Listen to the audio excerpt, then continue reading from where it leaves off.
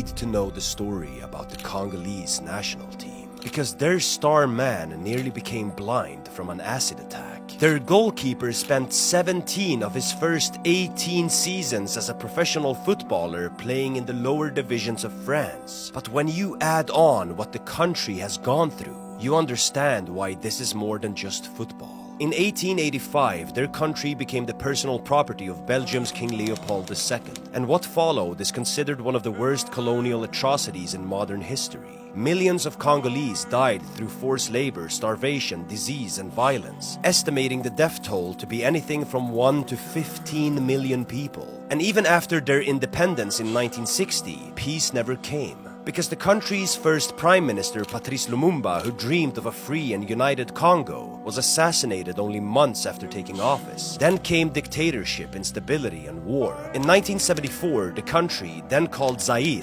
qualified for its first FIFA World Cup. But instead of becoming a moment of glory, it became a symbol of fear. Because during a match against Brazil, defender Mwepu Ilunga famously ran out of the wall and kicked away the ball before the free kick was even taken. And for decades, the world laughed at him. But Ilunga later revealed that it was because the players feared what the dictatorship would do to them if they embarrassed the country. Then in the late 1990s came the First and Second Congo Wars, a conflict so devastating it became known as Africa's World War, claiming millions of lives and displacing millions more. So when the Democratic Republic of Congo finally qualified for the 2026 World Cup after a 52-year absence, it meant everything.